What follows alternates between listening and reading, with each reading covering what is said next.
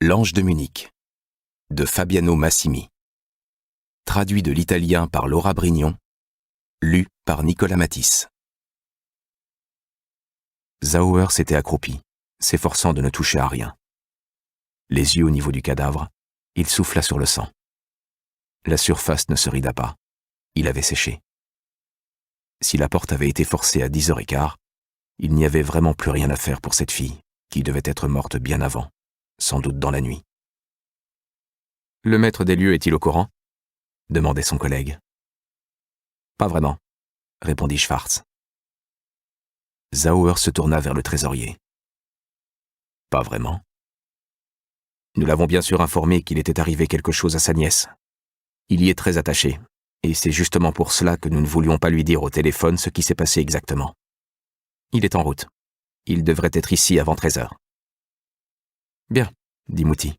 « Comme ça, nous pourrons lui parler aussi. » Un autre frisson parcourut l'échine de Zauer, qui embrassait la pièce du regard. Elle était spacieuse, avec une seule porte et une grande fenêtre. Il y avait au moins 3,5 mètres de hauteur sous plafond, et la lumière de la place entrait à flot par cette vaste surface vitrée qui occupait presque la totalité du mur le plus court. Les rayons du soleil, à peine tamisés par un rideau de lin brodé de motifs floraux, inondaient le petit canapé à 2 places, un coffre, un lit simple, parfaitement fait, une commode rustique, une grande armoire peinte et un secrétaire sous la fenêtre où reposait une plume, un encrier et une lettre. Zauer enjamba le cadavre pour se saisir de celle-ci. Il fut déçu de découvrir qu'il ne s'agissait pas d'un message d'adieu, mais d'une missive inachevée adressée à une connaissance. « Quand je viendrai à Vienne, très bientôt j'espère, nous irons ensemble à Semmering en auto. Et... »« Qu'est-ce que vous faites là ?» tonna une voix dans leur dos. « Vous avez intérêt à ne pas avoir déplacé le corps. »« Docteur Müller !» s'exclama Mouty.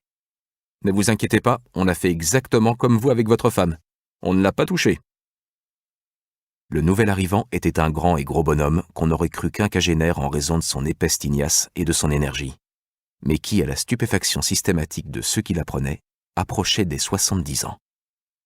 Sa jovialité, aussi surprenante que son allure, choquait beaucoup de gens qui l'estimaient peu approprié chez un médecin des morts.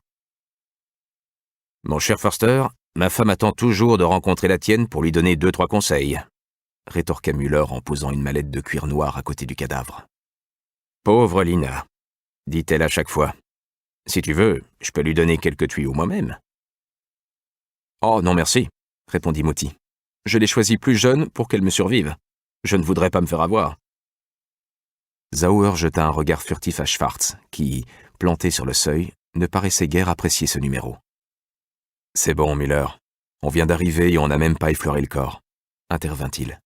« Qui appartenait à... » s'enquit le médecin en s'agenouillant à côté du cadavre. Il y eut un silence. « Angela Maria Raubal, » répondit Schwartz. « Surnommée Geli, la nièce adorée de Herr Hitler, le leader du... » Müller leva une main sans détourner son regard du corps. « Ça suffit, merci. » Puis, à voix basse, il répéta le prénom de la jeune fille avec douceur, comme un père qui, au matin, vient réveiller sa fille. « Geli. »« Depuis combien de temps est-elle morte, à ton avis ?» demanda Mouty.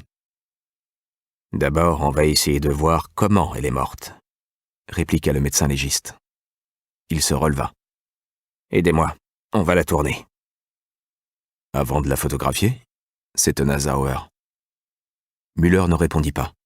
Il se plaça à la limite de la flaque de sang, glissa ses mains gantées sous les aisselles du cadavre et attendit que Mouty se saisisse de ses chevilles. 1, 2... Avec un bruit sinistre, semblable à celui d'une chaussure se décollant d'un parquet tout juste ciré, le corps de Geli Raubal fut détaché du sol. Zauer se joignit à Mouty et Müller pour maintenir la tête de la jeune fille, et ensemble, maladroitement, ils la retournèrent pour la mettre sur le dos. Mouty regarda le visage du cadavre. « Tout Jésus !» murmura-t-il en détournant la tête.